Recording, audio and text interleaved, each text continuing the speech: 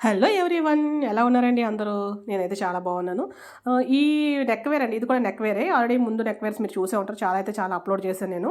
So, యాక్చువల్‌గా ఇది channel పెట్టకముందు నేను చేయడం వల్ల నేను హౌ టు మేక్ అనేది చేయలేకపోయాను. బట్ అవి కూడా నేను అప్లోడ్ చేస్తాను.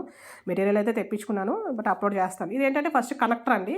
కానీ ఈ నెక్ వేర్ వేసుకున్నప్పుడు మాత్రం అసలు బయటికెళ్ళినప్పుడు అడగకుండా అయితే ఇంకెవరు ఉండరండి. అంత ఎక్స్ట్రార్డినరీగా ఉంది. ఇవి 3 లైన్స్ అనమాట. సో, యువతల రెడ్ అండ్ మధ్యలో గ్రీన్.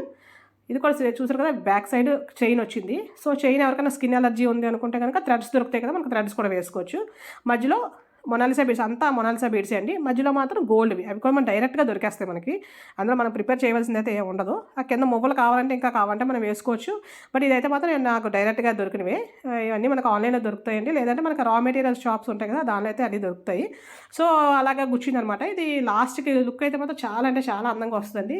అదే చెప్తున్నాను కదా! ఎందుకు అన్ని సార్లు చెప్తున్నానంటే, ఇది వేసుకున్నప్పుడు మాత్రం ఒక్కరు కూడా దాన్ని అప్రిషియేట్ చేయకుండా అయితే ఉండరు.